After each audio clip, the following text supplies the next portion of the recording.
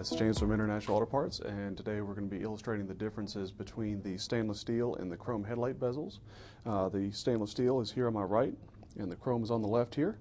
In the center, I have the gasket that goes on the back of the headlight ring that protects the paint when it's installed on the vehicle. And there was some confusion as to which styles were used on which year's cars. So according to Alfa Romeo microfilm, there was only one part number that was used up until 1990 that corresponds to the chrome. And then starting in 1991, they added an additional two part numbers to the microfilm that correspond to the stainless, and that continued on until 1994.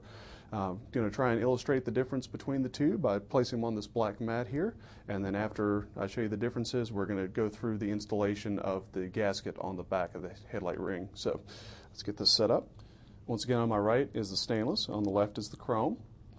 You can notice some small differences in the finish. The chrome is much more mirror-like in its finish, whereas the stainless steel has a more satin finish. It still is slightly reflective, but it's not quite as clear of a reflection as on the chrome one here. This is the only distinction on the two trim rings, so you'll have to check your car very closely to get the proper type. If there's ever any question, you can always get both sides, and of course they'll match at that point, but if you're just replacing one, it is very important that you get the two matched to get the color right. So moving on to the installation of the gasket.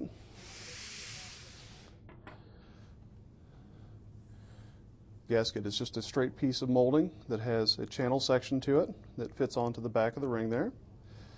You'll take the trim ring, and it's best to start at the bottom here where the bolt goes through to secure it. You'll place the gasket onto the trim ring, starting with the long end on the back side, and just simply work it around the edge of the gasket. A small amount of adhesive is usually good to do this.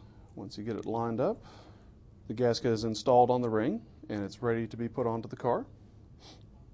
And this gasket will protect the paint from cracking and scratching from vibration while the car is going down the road.